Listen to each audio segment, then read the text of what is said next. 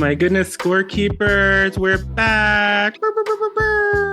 It's episode 2 of the Score 2.0. Welcome to it. This is the podcast where we are talking about arts and pop culture through our Black queer lens. As always, I am Rocky Jones, and I am here with my two amazing, spectacular, beautiful co-hosts. First, of course, we have the amazing Dr. Lee Bynum. Hello, Dr. Lee Bynum. Good afternoon. How are you doing? I've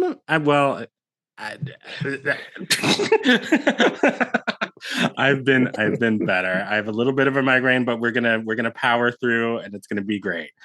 But how are you? I am just fine. I will share with you this, given our topic, because these are two things that coincided Mhm. in the around like 2004 to 2005. I was getting terrible, terrible migraines Mm. all the time. And my dear friend, a friend of the show, Tanya Fields, took me to her acupuncturist, who is this Yes. very, very Afrocentric brother who, and I was terrified of acupuncture. It was before I moved to China, so I wasn't as up and up on Eastern medicine at the time. And I was like, I am not a needle person, but my head hurts this bad that I will let you poke and prod me.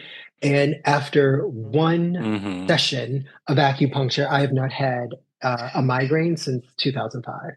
Yeah, I've So, heard acupuncture is fabulous. And I did it Yes, I can once in my attest. 20s. Yeah. Um, so maybe if this persists, I might have to go get some needles in my temples or whatever. I have someone I can refer you to. Shout out Oh, to Nikki. there we That's my go. girl. okay, okay. And I trust y'all, and I trust Tanya, and I'm sure Nikki is fabulous. So Salute to Black acupuncturists everywhere. yes, absolutely. And of course that Well, other Nikki ain't voice. black, but she just down. Nikki ain't black. Oh, okay, okay. She's down. Oh my Well, She cool though. She real cool. She real cool. Okay. an ally, an ally. And of course, that voice you heard, what would we do without the luminous, the talented, the ever moisturized Paige Reynolds? Hello, Paige. Hello, How are hello. you doing? I am swell. Greetings from Osceola, Wisconsin, where Oh, I am Oh, here on my first artist residency. Hey. oh, okay. Well, that's congratulations. exciting. Tell us about the Thank you. residency. Yeah, so I'm here on Philadelphia Community Farm. It is a beautiful place. It is collectively run by a bunch of community members, a very diverse set of community members, including Black and Brown folks, and queer folks, and trans folks. And I'm just delighted to be here. This is the spaciousness that I needed. There's a waterfall nearby. I've been Oh, going on Oh. little daily walks and hikes. There's all kinds of cute farm animals, and I'm eating fresh veggies every day that have been grown here. Mm. okay. And I really feel like my nervous system is just being recalibrated. What I needed. Give me a whole new nervous system. Um, Yes. yeah, Okay. yeah. I love it. It's Maybe that's beautiful. what I need, some fresh air and some farm animals. Yeah. Yeah. You're welcome to come out here one day. Come take a walk with me. Where is Osceola, Wisconsin? I don't even know where that is. It's about 50 minutes outside the Twin Cities, and it's like right Okay. on the border of Minnesota and Wisconsin.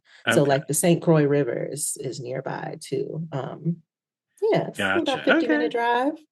All right. That's not too bad.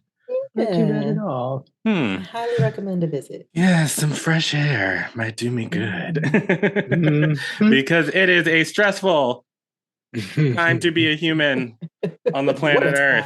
Earth. Oh my goodness gracious. We talked about the election a little bit in our last episode. But lots and lots of things have happened since then. Oh, child. Oh my goodness. And I feel like we're gonna have to keep talking about this until this is over. But any thoughts on the developments that have happened in the past couple of weeks since last we spoke? You know, we face so many consequences due to about 70 years of divestment from our public education system. Mm. And, an understanding of civics, an understanding of the geopolitical realities that shape our daily realities here, some basic information about how taxes and tariffs work, Mm. who to whom a government can actually, offshoot expenses realistically. Like there's some of this basic information is really lacking in the moment, and it's concerning because it's coming also coupled with this very curious lack of memory from 4 years ago.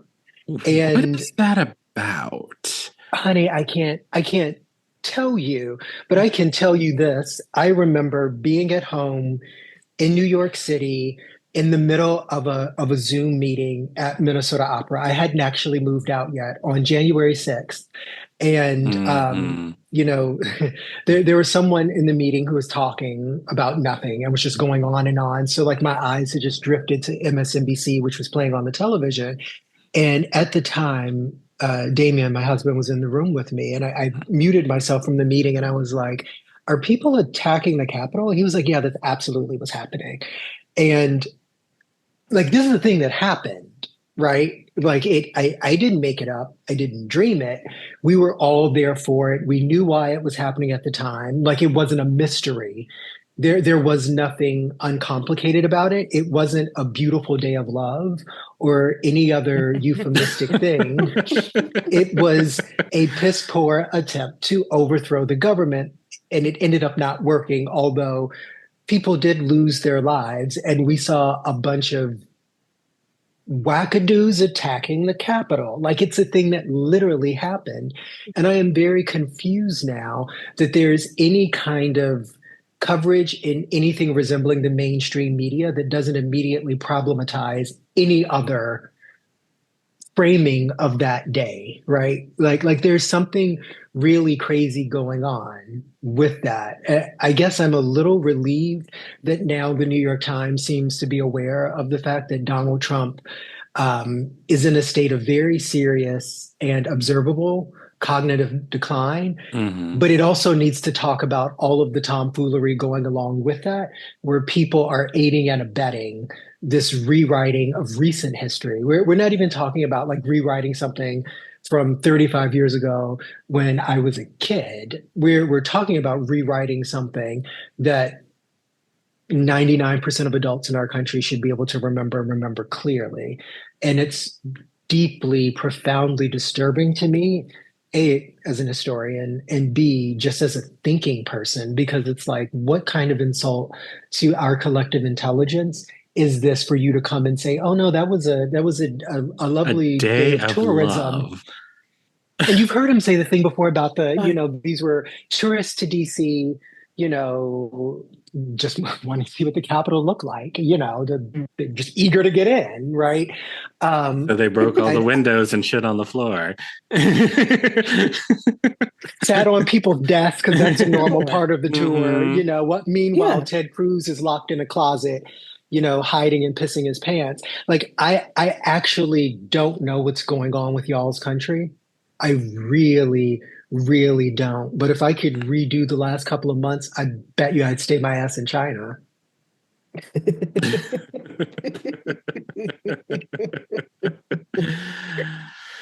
I'm assessing international options in a serious way. Uh, Mhm. In case, let me make sure that passport stays up It's to current. date. Mhm, It's current. mhm, Get that together. mhm, But one of the highlights, interesting highlights of the past couple weeks, Black men's agenda mhm. thing that Kamala Harris is launching, and which I haven't gotten to immediately look at the details of because I've been busy, child, and I retreat. Okay, I'm resting. I'm taking a break before the foolishness. Okay, but my immediate reaction was, "Oh, that's smart." That was my immediate reaction, to be honest, for a few reasons. I have seen the way that this whole manosphere, especially on the internet, the podcast bros, the incels, all of that have been getting to a lot of Black men in our community. I mean, that whole thing when you're, an oppressed person and looking for power in any kind of way, and sometimes people propose the wrong ways and make it look real attractive. I've also heard for years now that there's been like a call in around this, especially among Black feminists, Black feminist organizers who have been saying to Black men, like, hey, get your mans. We see what they're trying to do here. We see how they're trying to push y'all further and further to the right. So for her to do like a real plan for that group specifically, I don't know how effective it will. I don't know. There's a lot of foolishness out here right now, a whole lot of unknowns. But one of my reactions was smart. Well, we'll see how it pans out though. We'll see. We'll see.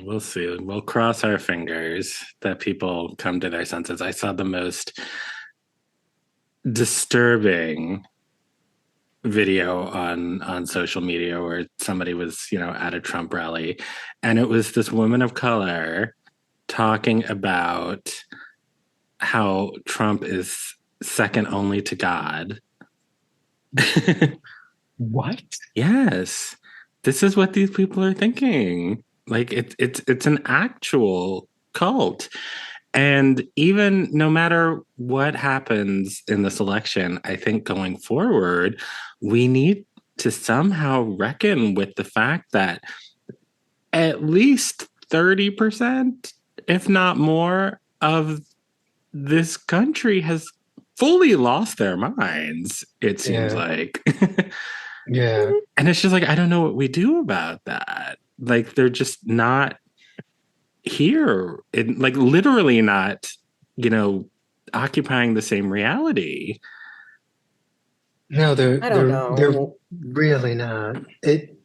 I don't understand how we get from they're eating the cats, they're eating the dogs, to people who absolutely know better, right? And are just not are not like making sense of the evidence in front of us, right? Like if these issues were issues when Biden was running around mental fitness or around, the ability to, keep it together enough to know if you're pushing the nuclear button, why that doesn't apply here with someone who is so clearly unhinged, right? Like I've watched a lot of Fox News and Newsmax because I am legitimately trying to make sense of certain things. And yes, a lot of people are being fed a very different version of reality than those of us who exist in a different space, a bit to the left of that. But I think it's something even beyond that, where there is something that is comforting to a lot of people with this style of leadership, such that it's saying, like a cult or like a snake oil salesman, I have this thing that's going to cure all of your ails. And I'm like, no, 4 years ago we were all locked in our houses because this former president was telling us that we should be injecting Windex or whatever. It's like, y'all don't remember that? Y'all don't remember that. Or they do. And I mean, the only thing that I can think of is that for them, and especially like sort of that contingent of sort of silent Trumpers that are not in the rallies, that are not wearing the MAGA hats, but are still going to go into that voting booth and vote for him, which is a huge contingent of people, who don't consider themselves like, oh, crazy diehard, like whatever. Like they just like his policies. They want Project 2025. They want all that stuff. And they know that it's not cool or acceptable to say in polite company. Earlier this week, I had a very, very stressful dream one night that Trump had won the election. And I woke up. Lord, Jesus. And I maybe that's what led to this migraine.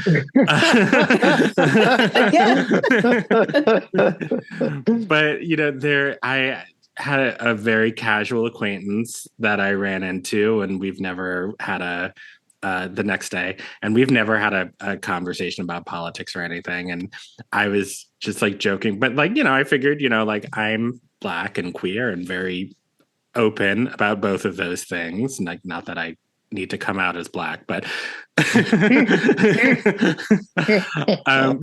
very obvious, both of those things, upon meeting me.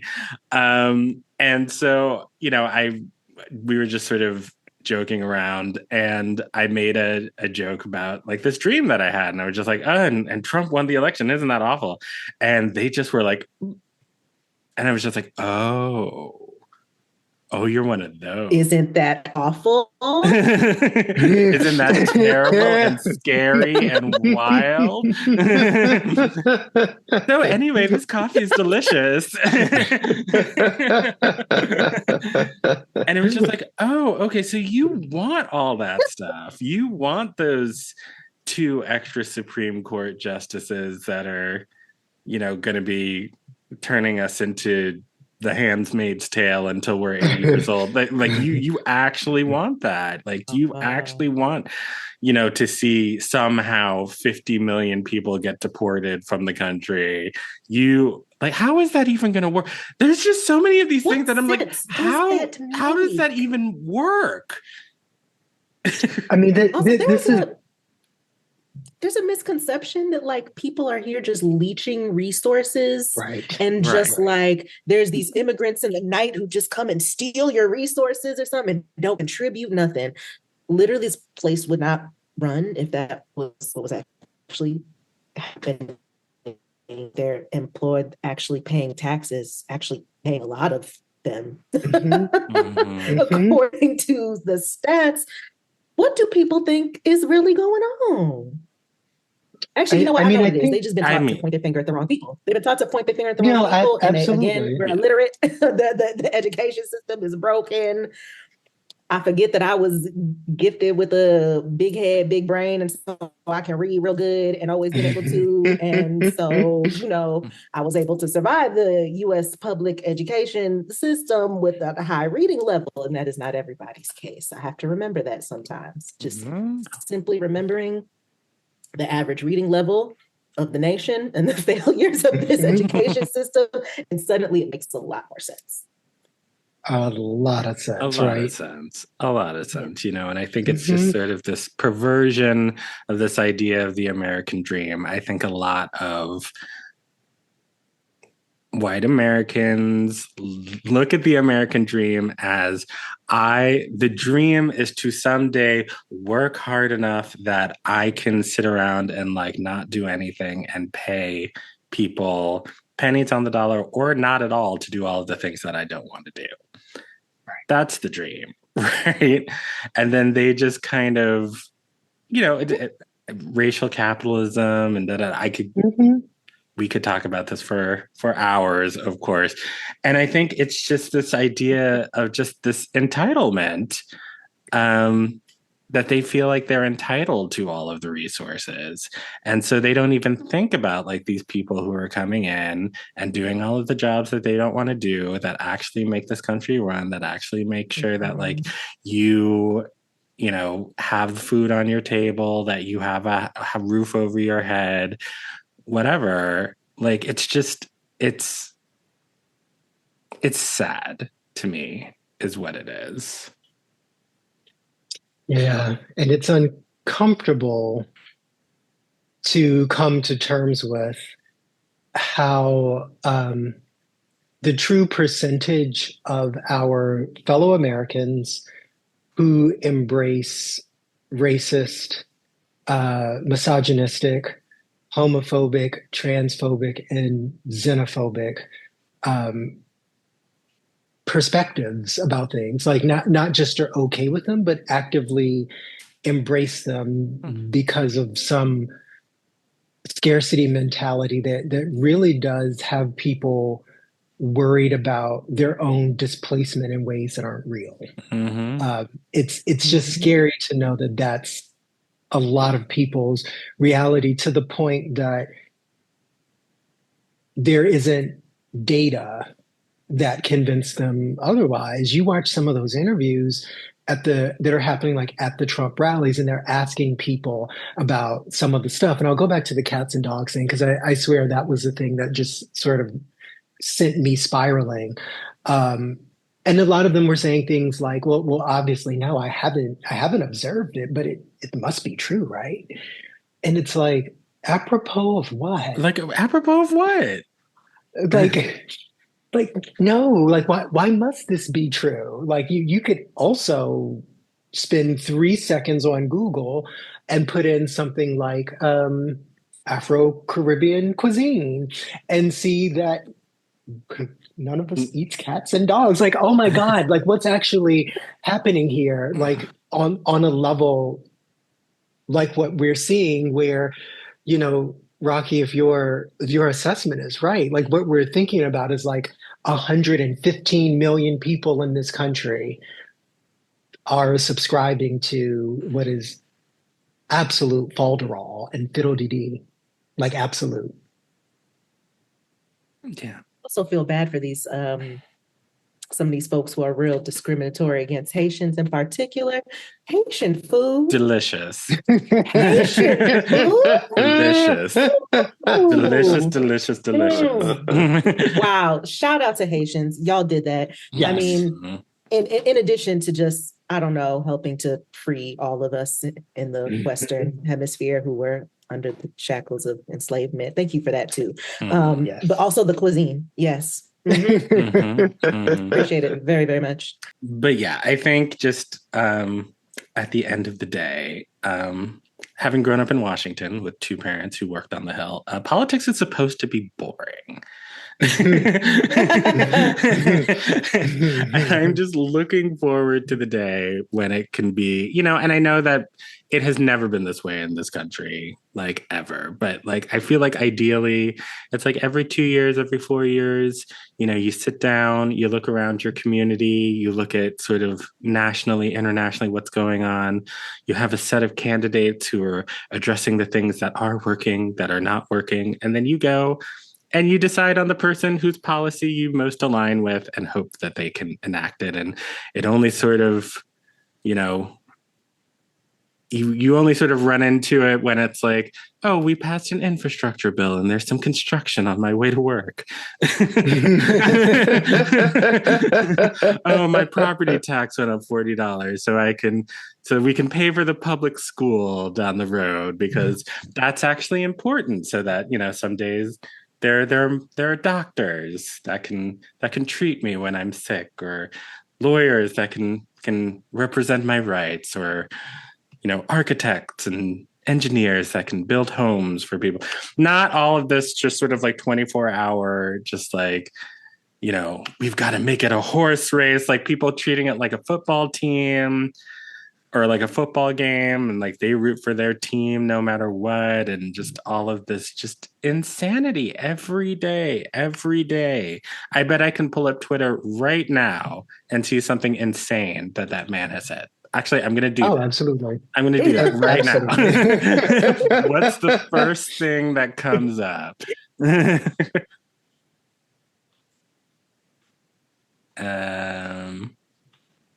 Donald Trump, on his plan to close the Department of Education if reelected, says he will defund schools who teach slavery in their curriculum.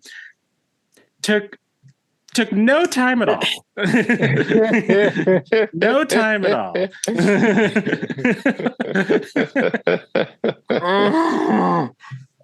Just. It certainly makes sense that would be an opening salvo for a second Trump administration, right up there with what he was saying about using the Justice Department to take care of people who have said things that he doesn't like. Okay, y'all, I'm not going to tell you what to do with your vote. I would never presume to do such a thing. But if you're listening to this show, right. Yeah. Okay, I think I've had enough of talking about this. Oh, I think we've all had enough. Okay.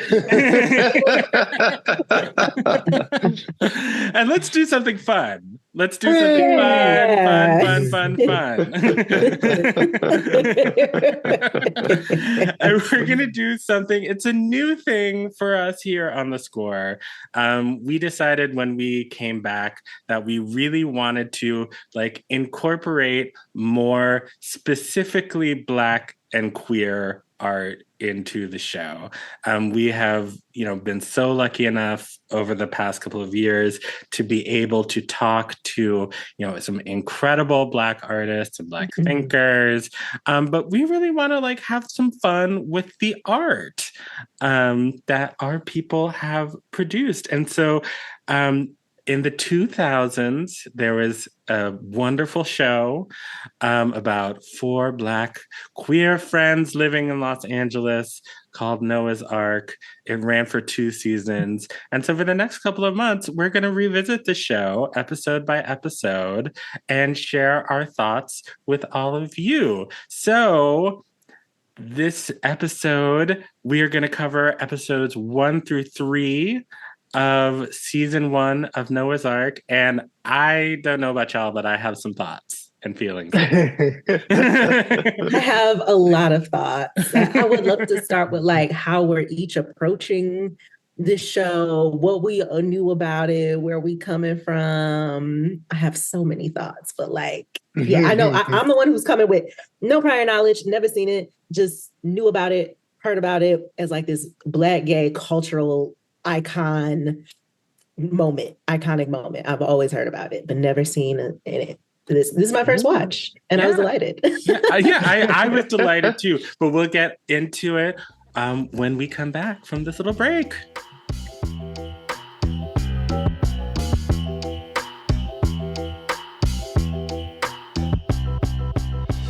Okay, Noah's Ark, everybody. I'm so excited to talk about this. And so I think, Paige had brought up sort of talking about how we had all sort of come to this. But I think, Lee, maybe we should start with you because this was your suggestion that we all watch this. Yeah, I discovered Noah's Ark in real time. It premiered in October of 2005. And that's when I started watching it the first time. I've watched it all the way through a couple of times because there are only 17 episodes and a fairly short movie, so it's an easy show to absorb. But what really turned me on to it was when the show came out. I was in my mid 20s, and had always liked these shows that were built around 4 characters like Golden Girls, Living Single, Girlfriends, Designing Women, all of those kinds of things. And Noah's Ark was very neatly fit into that. And for folks who never caught this, the main character's name is Noah. The arc that they're referring to isn't just his character arc, but he's also a writer. Mm-hmm. So there's that kind of arc. But his 3 friends on the show are Alex, Ricky, and Chant. So that's the ARC. Oh, I didn't even put that together. Oh, that's cute, right? And the creator and writer, director of the show, Patrick Ian Polk, had created something very similar that came out a few years before. There's a movie called Punks that came out in 2000 that was also about a group of Black gay friends in LA. It was 4 friends, and also featured Rodney Chester playing a character named Alex on both. And the movie is absolutely worth seeing. It had Seth Gilliam and Rahman Dunbar and Loretta Devine. It's a very funny movie. So at any rate, I was already a fan of his, and when the show came out, I was super excited. It was the first scripted series to focus on a group of Black gay men. But I think because it was also coming from a young Black gay man, there was not just authenticity, but so much care and thought put into how the characters were developed, what their relationships were like, and frankly, what they went through. Mhm. It was the first, you know, Black gay anything that I saw that wasn't just focused on HIV and AIDS, even though that was something that they brought up. They talked a lot about same-sex marriage and parenthood and femophobia and promiscuity Mhm. and gay bashing. Like there was a lot of stuff that they managed to pack into those 17, 21-minute episodes. And it also had a really fantastic musical score. The clothes were at the time they were really hot. Rewatching the show, I was like, ooh, child. I was But like, now in the mid 2000s, I love the casual tie as much as anybody, but Noah, the casual tie with the tank top with the vest. yeah, Yeah, no, we were yeah, all wearing some of the business casual to fashions. the club, but But it was a show that really struck me as being true, right? And every once in a while, you'll have these sitcoms that really do manage to tap in to something in the zeitgeist and really can speak very directly to people. So it's a show that I always loved, and a show that every time I make a close friendship with another queer Black person, um, at some point I say, "Can we please watch this together?" So I'm really glad that I'm having the chance to do it with the two of Aw. you after making so many other people in my life watch this with me. Oh, I love that. That's sweet. Yeah, I mean, I am very close in age with you, Liam. Just, a couple years younger. Um For now, dear. So I too was in my my early to mid 20s in 2005. Um and I had just moved to DC, back to DC during that time, and I was working in a bookstore, Olson's Books and Records in DuPont Circle. And so I was, just sort of living my little fast little Black queer life. And having my own little adventures and sort of coming into my adulthood and my sexuality and all of those things. And, having I was really brought back to, because I'd had actually never seen Noah's Ark. I'd known about it, but like I couldn't afford cable at that time on my bookstore salary. So I just never watched it. And we also like rented DVDs at the store, and so it came out on Mhm. DVD. But it's just one of those things that just kind of passed me by, and I don't know how it did. Um, I'm so glad that we are here talking about it now and I get to experience it, because it really does take me back to a time in my life, like that time in my life, when I was that age at that period of time Yeah. with my friends, having these adventures and talking about relationships and navigating just sort of the newness of adulthood and adult relationships, and especially in our Black bodies and in our queer bodies. And I think also it was a bit of nostalgia, or not nostalgia, but what's the word, wistfulness, just because I Mhm. think at that time also I didn't have a ton of gay friends to like have all of those events. So like all of my friends from that time, my best friends, like my girls, like we are still on the daily group chat and still Mhm. incredibly close. And we were dealing with these men and dating and relationships and all of that stuff. um but it also like brought up this feeling in me of like, gosh, I wish I had been able to sort of inhabit my gay identity at that age, in a more authentic way. Because it looks like it was so much fun. And I'm so happy, right now I'm have the most wonderful friends, of course, including the two of you. And, I'm married to the love of my life, and we're raising a cat together and all of these things. So, everything turned out great. And I'm very happy, but those adventures that just look like so much fun. Yeah. Well, in 2005, I was in 5th grade. So next on that part. Oh my God. Okay. Canceled. This is canceled. We're not talking about the show anymore. But my overall reaction was the show was so important, and why as soon as I started to embrace my queer identity and look more into just, Black queer folks and all we have contributed, this was one of the things that would constantly come up. Yeah.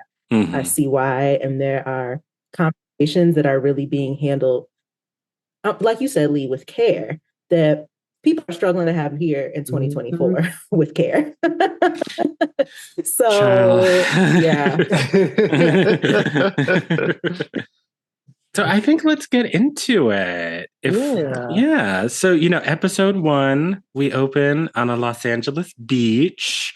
We meet Noah and his 3 friends, Ricky, who's the hoe.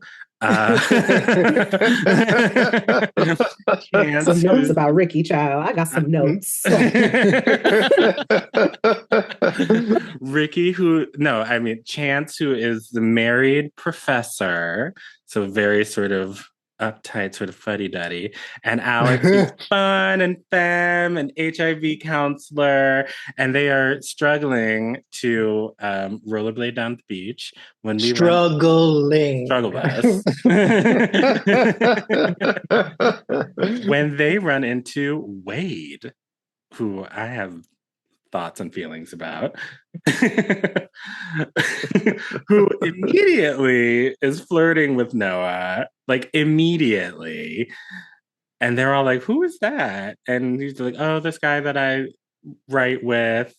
And then they turn around and they see him flirting with some young lady. And they're like, oh, but is he straight? And question mark. It was a different time and place. Yes, I suppose so. I mean, I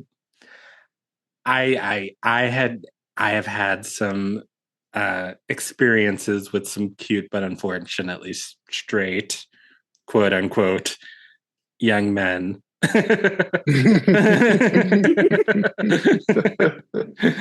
So I feel Noah's pain in that moment. And then we learn that Wade is a very successful screenwriter. Noah is a screenwriter on the come up who has not sold a screenplay yet.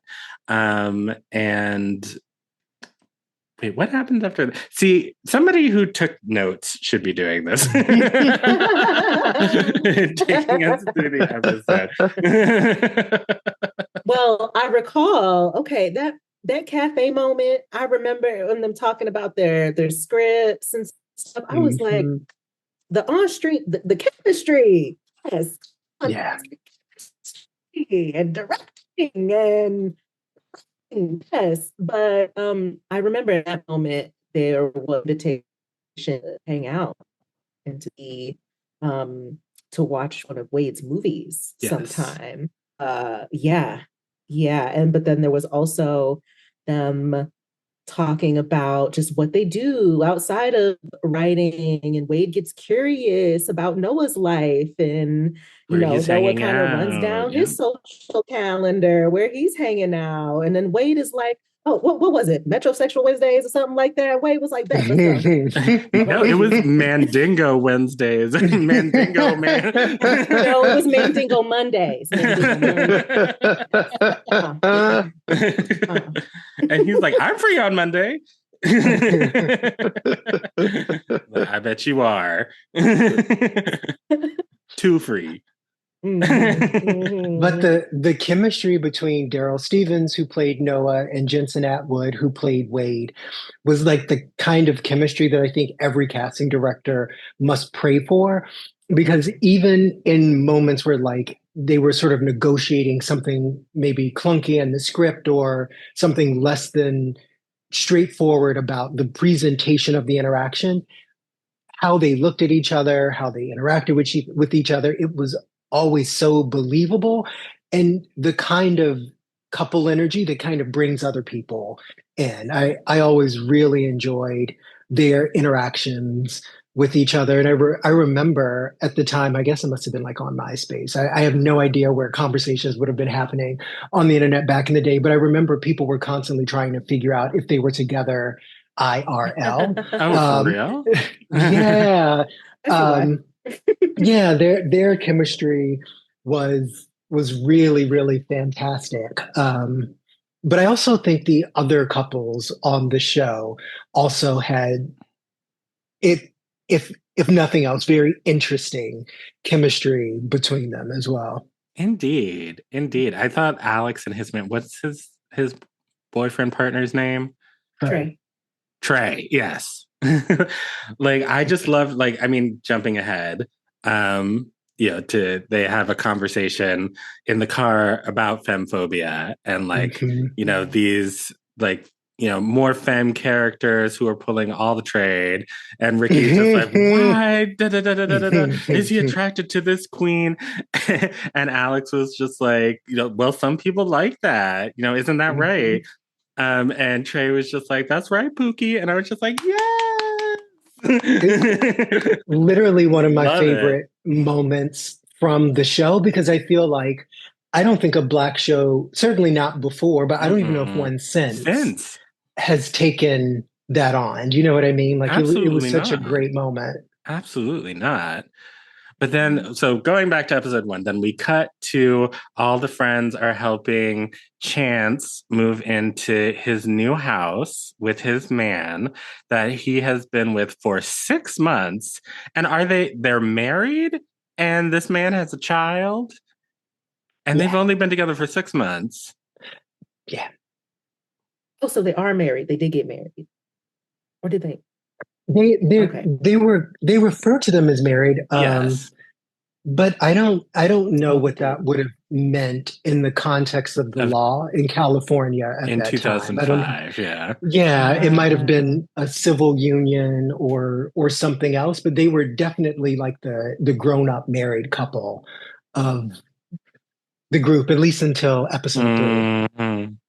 mhm. Mhm. It's a mess. But, just off the jump, you get the sense that Chance is not 100% sold on this Mhm. arrangement, that this is all moving a little fast. He's been in his place for 10 years and he's having a conversation with his landlord. Oh, it's not going to be the same without you. You still have the place, for the till the end of the month. Why don't you just wait and give me your keys until then? And I just was like blown away by the 6 months of it all and by the daughter of it all. Yeah. Yeah. Yeah. Because also, I just feel like, not to, play around in stereotypes, but I feel like that's a very lesbian stereotype.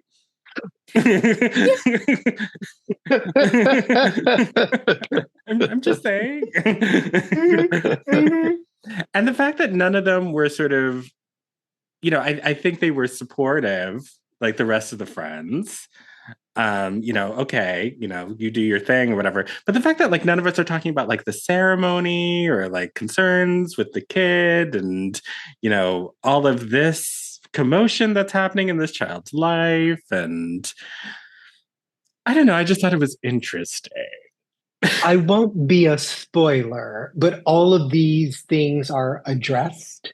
Mm. And the Mhm. daughter actually becomes one of my favorite characters because I love a cute, irreverent child. But that's a another note for a later scene. But they do get a lot more into that, just as they will do with Alex and Trey as well. Mm. There's a lot Okay. more delving into the relationships of all the couples as the show proceeds. But yeah, the show kind of just like opens in media race. So like you're kind of Mhm. like, okay, wait, what is this relationship? What is this relationship? Why do they all have Mhm. keys to Noah's house? Like there were Yes. definitely pieces. I mean, I have friends who have keys to my apartment too, but if it's not an emergency, feel free to ring the buzzer. Like Hmm.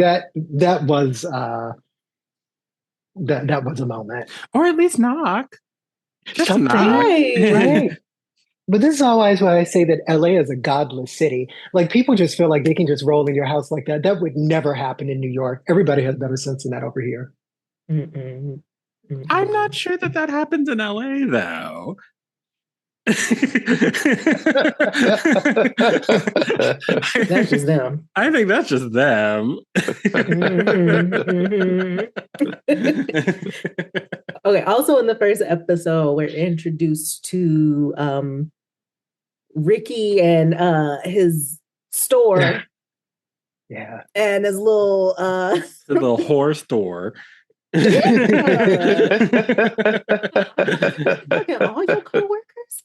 That is All of them. messy. Like, That I is mean, I'm messy. As a person who's here for messiness, that is messy. That is like, way too look, much. I am not here to slut shame anyone. I know I've called him a hoe several times, but really, truly, I'm not here to slut shame anyone. But like, that's unprofessional. Yeah, it's the power thing that bothers me because Yes, he's these Yeah. people's boss. he owns the Like, store.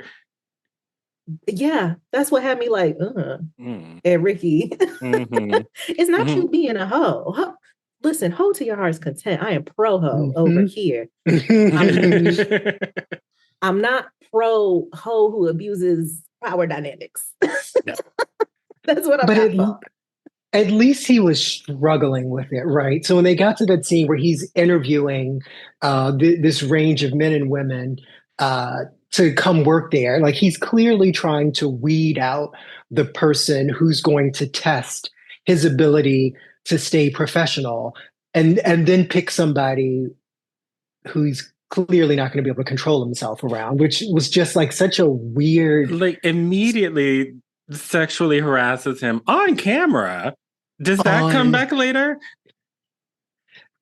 When is this Okay. camera thing gonna come back around? That's what Yeah. I want to know. Yeah, because I he's mean, doing all of these things, busting it open It with must these be part of what employees turns him on on about it. camera. It must be mhm. part of his thing that he likes it being on Mm. camera. Cause I'm like, why would you leave him on like that? And you get little glimpses of him going back and like watching the Mm. tapes. I'm like, you're getting something out of this. Mhm.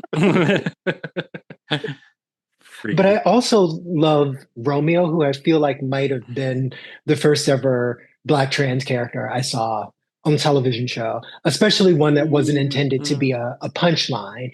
And I mean, it made such a profound effect on me at the time because I feel like it was like a moment of representation that I didn't know that I needed until actually they appeared on screen, and suddenly I'm thinking, oh, wait a minute, what is this show? Like the commitment to the community through the characters that they portrayed was fantastic. And the other thing I want to Mhm. add about that always really struck me when I was in my 20s and had a very tight group of queer Black male friends, there were certainly women in all of our lives, but they weren't in the friend group, right? And this was also the first time I'd ever seen a show represent that honestly. I'll be honest, I never watched Queer as Folk. I wouldn't.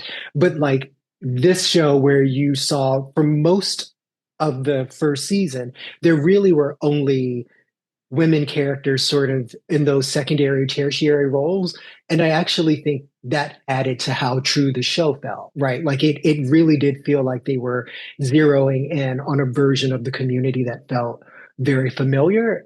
and then they sort of spread back out when they need to. But I always appreciated that there wasn't like, for instance, like a token white gay character to like Hmm. get the show rolling. Like they were Hmm. like, no, this is a show that we're going to talk about, you know, queer Black men, and that is precisely what they did. It's true. I that is one of the things that I did notice is that like there's no token characters at all. Everyone Mm-mm, who comes into that mm-mm. story like serves a purpose and is integral to the story that's being told, which I just found just really profoundly like I feel like even today we don't really see a lot of stories that are being told from such a singular perspective, and that singular perspective being so Black and so gay. Yeah, so Black and so gay. So Yes. Black and so gay. So Black and so gay.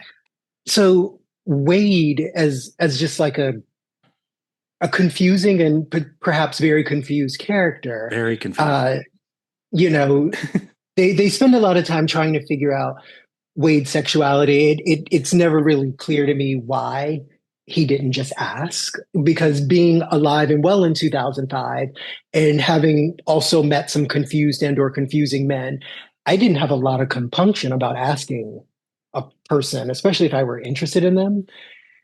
Yeah, So I don't know. I guess I was the same way because I had a long, protracted situationship with a young man who was fairly confused throughout the entire thing, and finding out after the fact the different kinds and genres of people that he had slept with before, during, and after our situationship was daunting to say the least.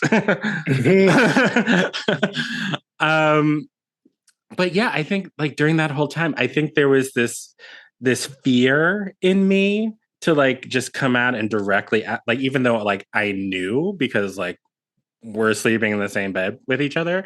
Like I know what's going on here. That I just I was fearful, I think, at that time because I was just so young and so just like I like this person and we have this connection and I don't want that connection to go away. And I don't want to have like, these sort of tough conversations that I think at like 42, like I would absolutely not have time for. At 24, I was like, no, but he's cute and I like him. And what if I never love again?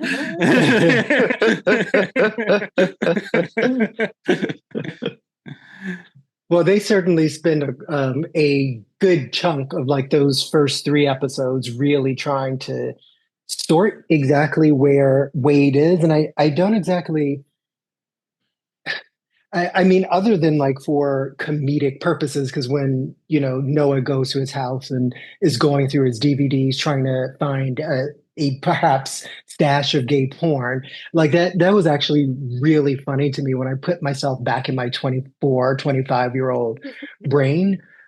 But I also just kept thinking the same thing I thought when I watched it the first time through. I'm like, at some point, you've just got to ask this boy, right? Like, what are you trying to do, sir? I am not going to be alive forever.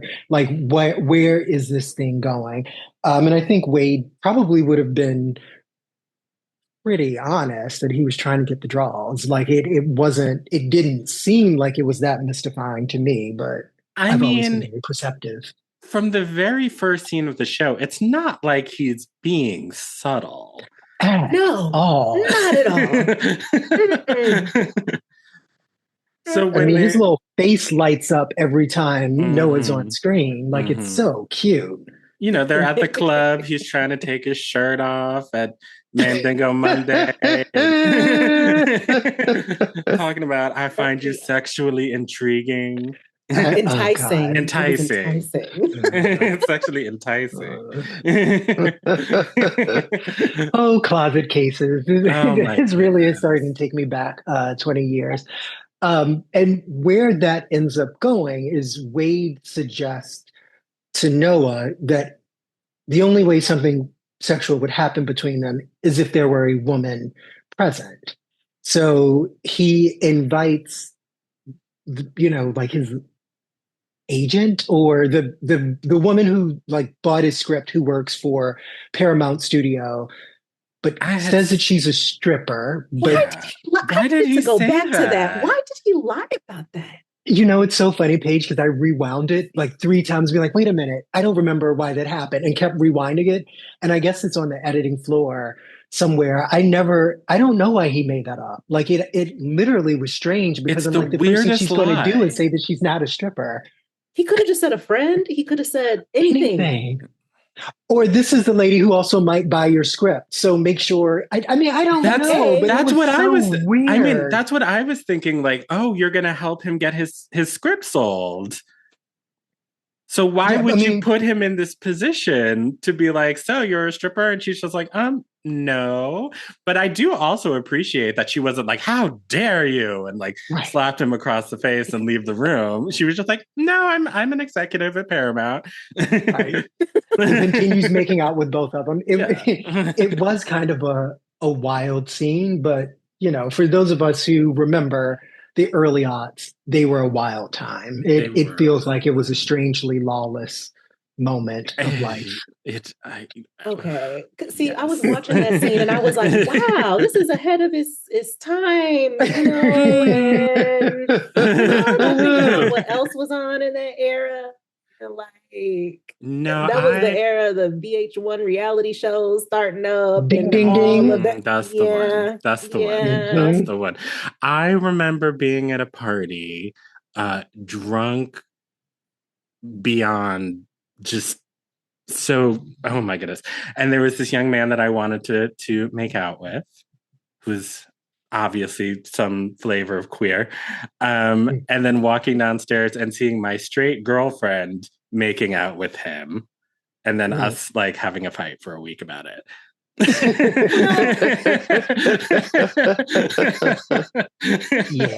that sounds about right. Yes, it was very lawless.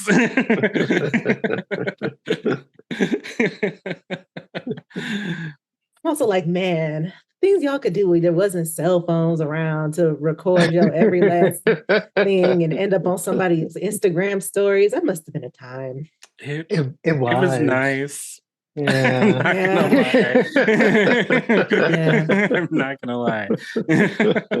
I'm not really the time travel, I belong in a different era type a lot of the time. But when I think about that aspect, if I could just go party in a different decade before IG and Facebook and TikTok, that'd be nice. The early 2000s were a fun time to be alive and to have a fake ID, I have to say. Even 9/11 notwithstanding. In some ways it made it more fun because we were all in fear of our lives. So it was just like, let's live every day like it's our last. I mean, Party Like It's 1999 was not just a very good song. Like there was actually something in the air that was saying to people, the end is nigh. We all may as well enjoy our lives. And that is certainly what was happening in New York City. Yes, it was. Yes, it was. Shout to young me. I was really fun. And I feel like I had my hair figured out. And H&M had just opened. It was, what a time to be alive. My God. Stepping out. Oh my God. I sound like an ancient person. Oh my God. You are, honey. I am. There's an old married guy like, those were the days. But we did have cell phones and we did have things like instant messenger, right? And it was funny being reminded about, because I feel like I just kind of blocked out AOL, instant messenger, and all those kinds of things, and all of those other websites like Black Planet or MySpace or Facebook, where you had those. No, it wasn't Facebook; it was Friendster, where you had those kinds of like conversations that like prefigured the text message. And then I guess if we move on to a subsequent episode, seeing a chat on the screen An is AOL IM uh-huh, conversation. uh-huh. I was just like, As oh. an I had totally forgotten that was a way of life. And it wasn't even like everybody had laptops in that moment. Mm-mm. So like, computers as like a private vessel wasn't quite the way that it works right now. Well, all that said, I did think it was a little wild that Chance's husband had his AOL open at work and was receiving instant messages from DL Hung Top 97. And then he didn't even have a password on his computer, so that anybody that came over and just sort of bumped the mouse by accident just saw, I'll see you over. And how dare he, after Chance saw this message, had the nerve to say, I'm going to Agnes's retirement party. Sir. That whole scene, like it was such a funny reminder to me because I remember a friend having a very similar conversation, having caught his partner being unfaithful because of IMs just left on the like a shared computer, right? It was so like both that and then the idea that you and all of your friends would get in a car and then go over there to confront the person or see what the hell was going on was also like a true early 2000s behavior. I will not indict myself or anybody else that I know to say that I've ever participated in behaviors like that multiple times, but plenty of people did stuff like that. Mm. Mm. Mm. Mm-hmm. Okay. Mm-hmm. Maybe Mm-hmm. one of these episodes in the future we'll have to do this with some drinks in our hands so we can so we can get the full story. Even if I did, like fling a door open and storm into a room and what the hell are y'all doing? I would not have driven a minivan through somebody's living room. Probably. I mean, that was Chance's Angela Bassett I moment. I mean, was just like, girl, like I feel like the acting that scene was so good too, because mm-hmm, like the way his face just went blank and he just mm-hmm, rolled up the window and you were just like, oh no, oh no, oh no, oh no. I knew it. I knew it. mm-hmm. Complete blackout. Yep. Complete blackout. But what else was he supposed to do? I mean, that was 6 months of his life. Yep. Yeah. It was. He was giving away those apartment keys. Yeah, giving up your apartment for your Yeah, significant other, that isn't a small thing. that I was will that was a give them hard that. day. That was a hard day.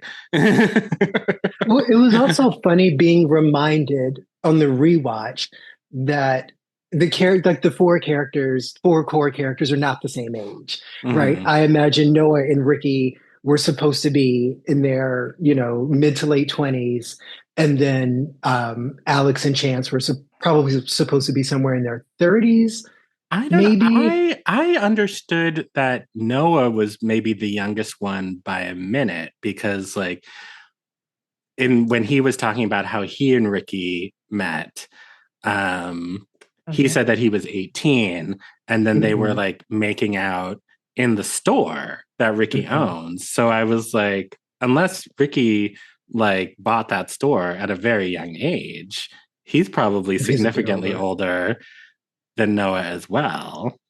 But I don't know. He's doing something right. He never looked it. Like I couldn't actually place his age if my life depended on it. And looking up all of the actors in advance of recording the show, they all still look great, but I have no idea how old Christian Vincent is. Like he's aged No, really, he's really well. timeless. Yeah, Yeah. absolutely. The energy was definitely given the baby of the group. Oh, absolutely. There were several moments where I was just like, oh, Yeah, Noah kind of got on my damn nerves when I watched the show because I feel like like any good main character, you get in their psyche and he waffles a Mhm. lot. Like I feel like he constantly doesn't know what he wants. And when I made Damien watch the show with me years ago, all he could say was, "Wow, you were just like Noah," and my feelings were so hurt. really? Really? Okay. I That's don't, reasoning. yeah. I mean, obviously he lives with you, so he probably knows you a bit better than the two Right, of us, right. but Well, I also live with me, and I don't know if I agree with that assessment. So which one would you say that you're more like? There are episodes where I feel very connected to Alex, Mhm. and there are episodes that I feel very connected to Chance, especially rewatching this now on the other side of Mhm. grad school. And Mhm. in some ways, Eddie to me kind of looks like an old skinny Damien. So like there's even like a clarity about that. But at the time, one or two friends said that I was Ricky, and I didn't know how I felt about that either. So maybe I'm all of them. Maybe it's a show about me. You was Ricky at one point. Yeah, that was Mhm. long time and 15 pounds ago. But yeah, Okay. All right. I This had is I a ain't gonna very why ask you no exciting further youth. questions. I ain't gonna ask no further questions. this is why I'm advocating for something brown in a Patreon. glass the next time We'll we put do this behind a this. paywall. Not that kind of paywall, though. No, Not the no. OnlyFans paywall. Although I keep reading about how much money people make selling feet pics, Oh, but maybe this yes. is also a different conversation for Mhm. a different episode. But Larsa Pippen. The Real Housewives of Miami. She makes money hand over feet, I guess. I hate you.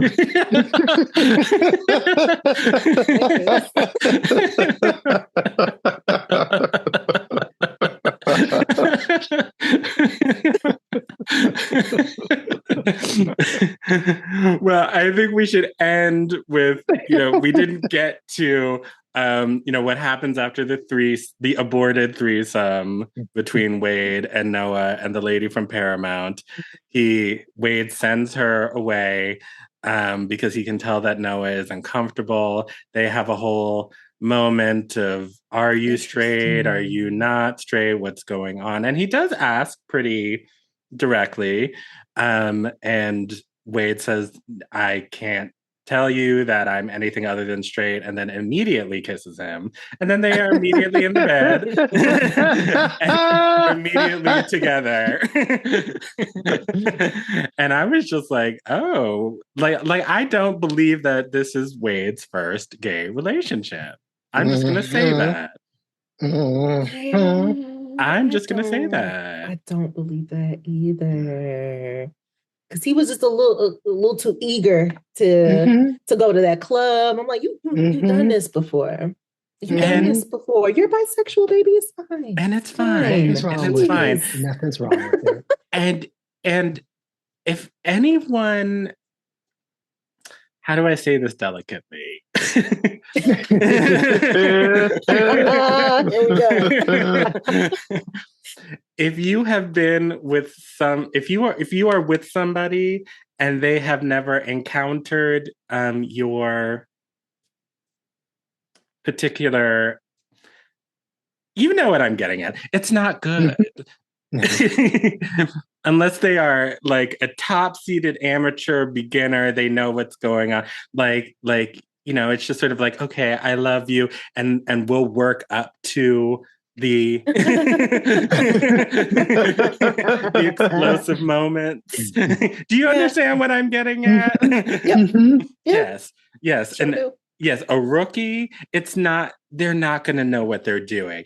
And from Noah's demeanor the next morning, the next day, like, you're not gonna as a rookie, you're not going to immediately the next day get down on your knees and go downtown so that while the friends are coming in and having fun. Right. Like that's just in the living room. You Also, if you remember when they were at the shop, he was like, "I'm not gay, but if I was," and then got real specific. Like that O.J. Simpson book. I didn't kill them people, but if I had. But if I did.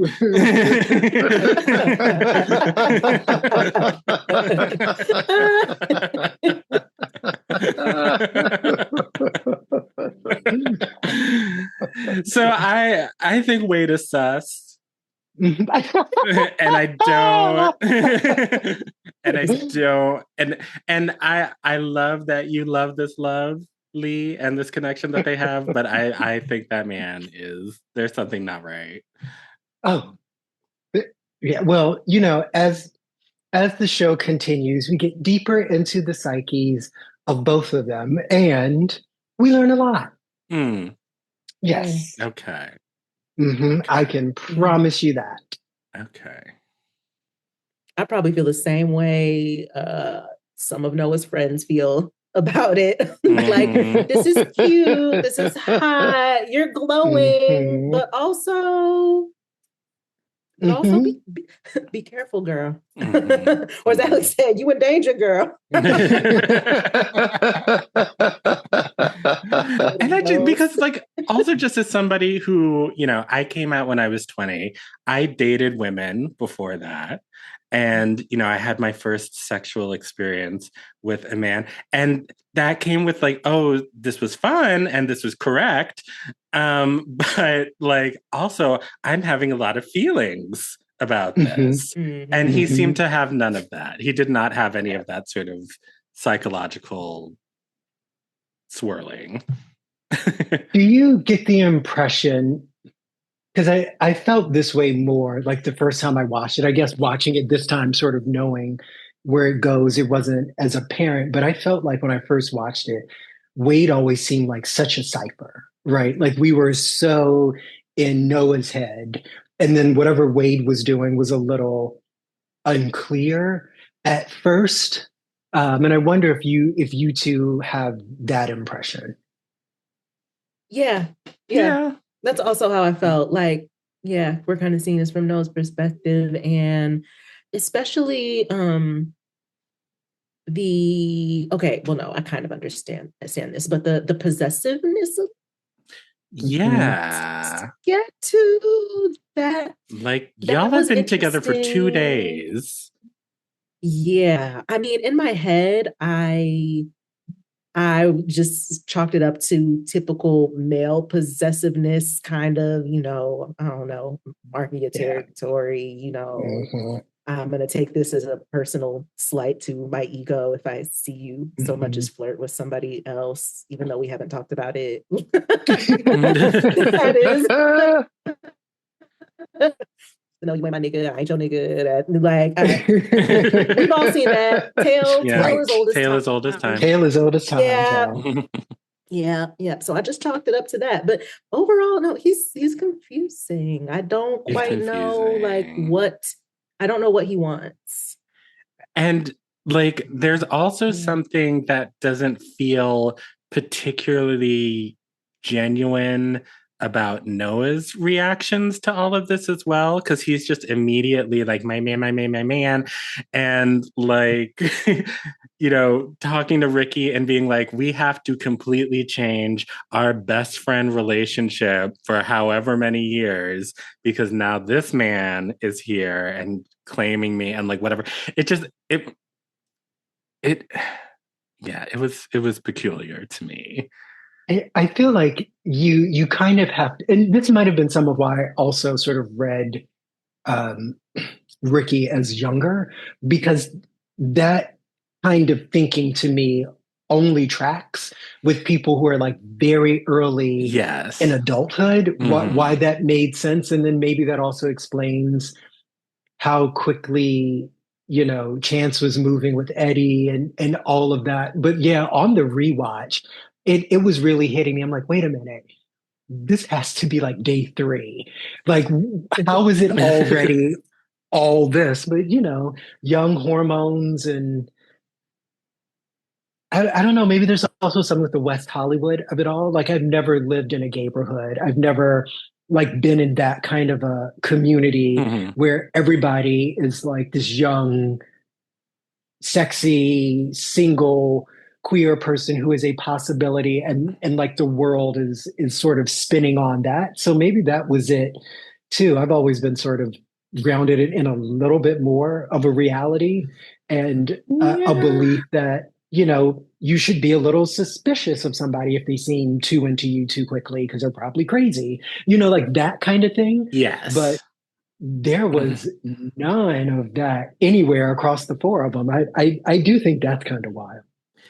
Yeah, I agree with you. But then I also, when I was that age, did have the tendency to like, oh my goodness, like he looked at me. He's my boyfriend now, and I love him.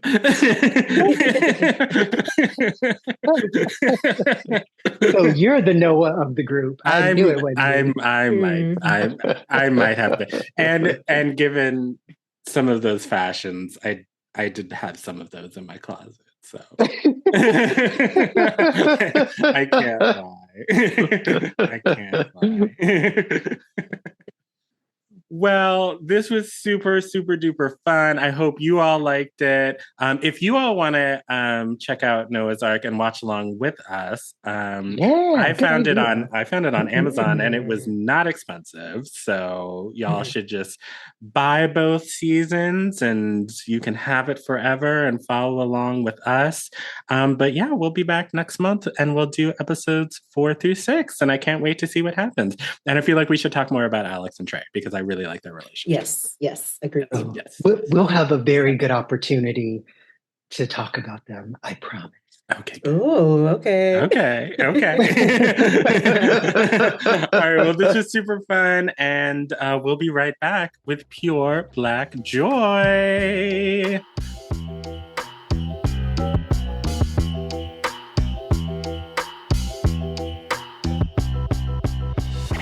All right, and we are back with our favorite part of the show. This is Pure Black Joy, PB&J, a little snack for your soul, where we talk about the Black people, places, art, music, things that are making us happy this week. So who wants to go first? I'll go first. Okay. So mine is a more personal one, and it is that my beloved surprised me with tickets this weekend to see Andre 3000. Oh, wow. Yeah. Okay.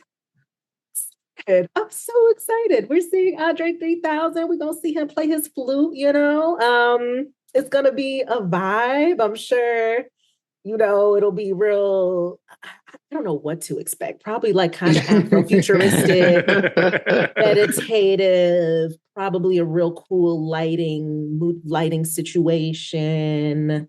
Yeah. And I'm also excited for my younger self who probably always really wanted to see Andre 3000 or Outkast. Didn't think it would be like this with this particular genre. So I'm just super thrilled. Like I'm at a point where I'm trying to pay attention to opportunities to see people I've been a fan of for a very long time live. Like I'm really trying to pay attention to that and prioritize it. Because you don't know, people don't tour forever. People retire all the time. So I'm really, really excited. And his opener is another artist that I really, really like, who is Black and queer, Serpent with Feet, from Baltimore. Yes, I love his music. I've been a fan for a few years now. So it's gonna be a good time. I'm so excited. Oh, and because they changed the venue after we got tickets, we got a free upgrade. We're gonna be in row C. Oh, wow. Yeah. Come on, close up. Right. Come on, beloved. So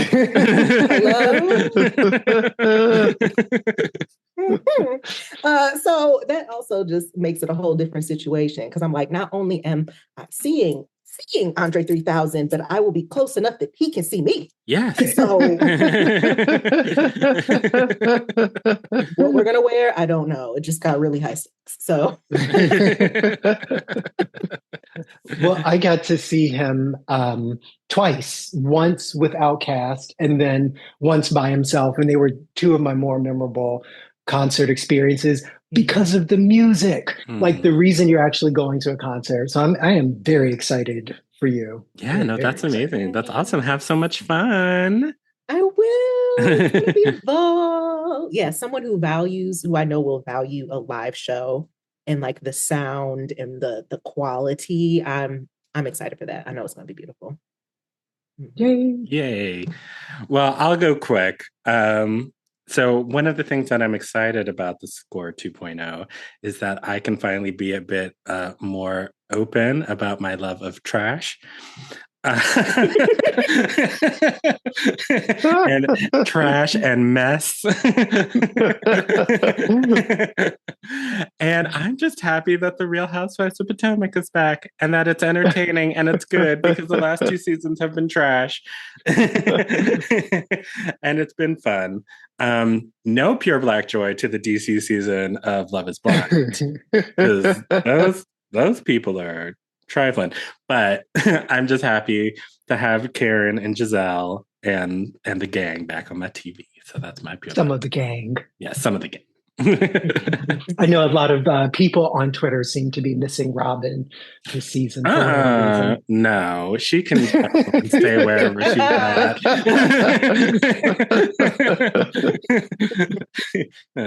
She's the dizziest bitch at the table. We do not miss Robin Dixon, but best of luck to her and all of her future endeavors. Well, I've got a little one too that sort of did my soul some good after all of the crazy misinformation being spread about our brethren and sisterin from the beautiful island of Haiti. One of my favorite playwrights, Dominique Morisseau, has a new play that just opened off Broadway. It's called Bad Creole. It's directed by a Black woman, Tiffany Nicole Green. I got to see it. It is absolutely fantastic. And one of my favorite things about it is it stars Kelly McCreary. Many of you will remember her from Grey's Anatomy, but I remember her from undergrad, where she was the most talented actress in the theater program. I was so proud to see how it all has come together. She's been having a really, really great career, and she was absolutely spellbinding in this. I hope she does more theater. So congratulations to Dominique and Tiffany and Kelly and the whole cast, and go out and see it and let this sort of wash over you and release all of that negativity that has been floating about the Haitian people, and instead embrace the culture. Absolutely. Yes. Yeah. Support Black art. Yeah. Yes, I would love to see that. I love Dominique Morisseau's work. Me too. Yeah. Skeleton Crew was fantastic. Well, that was fun. Trying something a little new. I feel like we've been talking for a while. I'm looking at this clock. I'm like, this should be my afternoon. Yes. Well, this is super fun, and I can't wait. We will come back next time with a more sort of regular episode. I guess the election will have happened by the time we're back. Maybe. It'll be close. We'll be closer. So either we'll be doing the show, or I might be joining y'all from another country. I mean, I'm just saying, live from Portugal. But once you help support us get to Portugal, you can do so by leaving a review, giving us 5 stars, 5.